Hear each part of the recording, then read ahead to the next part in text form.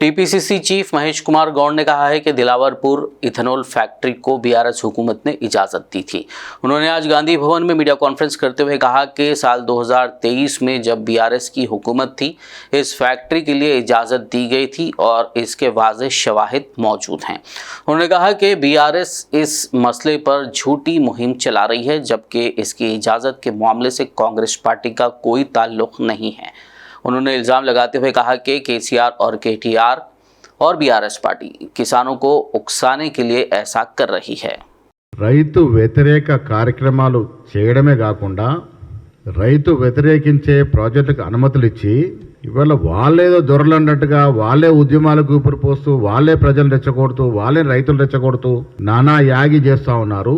వాళ్ళ నిర్మల్ జిల్లాలోని దిలావర్పూర్ ఇవాళ రైతుల్ని రెచ్చగొడుతూ కాంగ్రెస్ ప్రభుత్వం మీద చేసినట్టుగా అబద్ధాలు ప్రచారం చేస్తూ ఇక్కడ బీఆర్ఎస్ కానీ బీజేపీ పార్టీ కానీ దిలావర్పూర్లో PMK distillations private limited company ఏర్పాటు చేస్తున్న పరిశ్రమకి అనుమతులు ఇచ్చింది టీఆర్ఎస్ ప్రభుత్వం.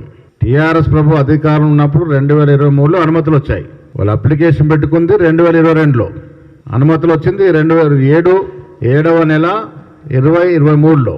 అసలు కాంగ్రెస్ పార్టీకి కాంగ్రెస్ నాయకులకి సంబంధం లేనటువంటి ప్రాజెక్ట్ ఇది. దీని మీద రైతుల్లో ఉసిగొలుపుతూ రెచ్చగొడుతూ ప్రచారాలు చేస్తూ ఉన్నారు. ఇక డాక్యుమెంట్స్ ఉన్నాయి. అసలు ఈ ప్రాజెక్ట్కి అంకురార్పణ చేసి రైతులను ముంచాలని చూసింది కేసీఆర్ కేటీఆర్. ఎవరి కోసం చేశారు? ఆనాడు మీ హయాంలో టీఆర్ఎస్ ప్రభుత్వంలో మంత్రిగా ఉన్నటువంటి శ్రీనివాస్ యాదవ్ గారి కుమారుడు డైరెక్టర్గా ఉన్నటువంటి కంపెనీ కోసం ఆ వెసులుబాటు కలగజేసి పర్మిషన్లు ఇచ్చినారు. పిఎంకే డిస్టిలేషన్స్ ఇది. ఈ ప్రైవేట్ లిమిటెడ్లో సాయి కిరణ్ తలసాని ఒక డైరెక్టర్గా ఉన్నాడు. సాయి కిరణ్ తలసాని డైరెక్టర్గా ఉన్నటువంటి ప్రైవేట్ లిమిటెడ్ కంపెనీ ఇది. వీళ్ళకి అనుమతులు ఎప్పుడెప్పుడు ఇచ్చారు? తెలంగాణ స్టేట్ పొల్యూషన్ బోర్డ్ 7/7/23న పర్మిషన్ ఇచ్చింది. 7/7/2023లో ఎవరు ప్రభుత్వంలో ఉన్నారండి?